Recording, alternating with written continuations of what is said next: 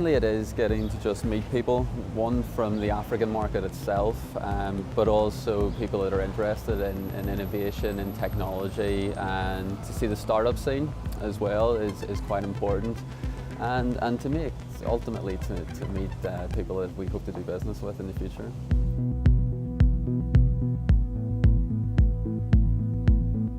Yes, well, what we see even from our databases, we see a lot of foreign companies invest in Paris. You know, it really is a key hub certainly within Western Europe and mainland Europe, aside of London. So it is a good destination. There's obviously the links between the Francophone speaking part of Africa as well, so it does seem to make sense.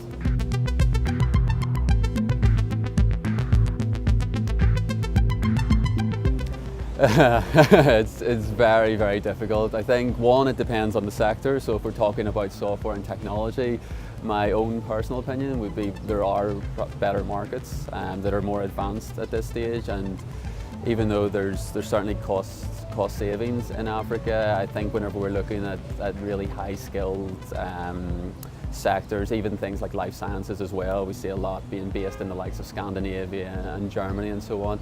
And Asia, of course, is very strong, and we see India being a very strong performer as well, with the movement in its economy. So it really does depend on the sector. I think Africa is certainly progressing over time, which is one of the key things that people want to be seeing. And that is, even if we looked at Asia has shown progression over years. So Africa is certainly getting there. It certainly wouldn't be the best market at the minute, but it's certainly on the right lines.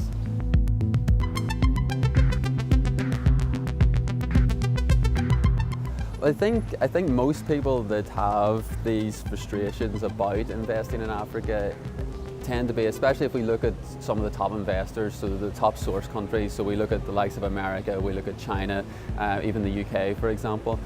And there's certain things that those types of investors take as a given. So as much as people hate to say it, but political stability and risk and causes of fear and causes of terrorism and things that people don't associate within these other markets, they're certainly high on the agenda. I think there needs to be more of an openness, and we need to be promoting Africa in the right way. So we need to be understanding people's frustrations and risks and actually validating why and appeasing those risks and being upfront about it. There's no point in just leaving these risks as they are.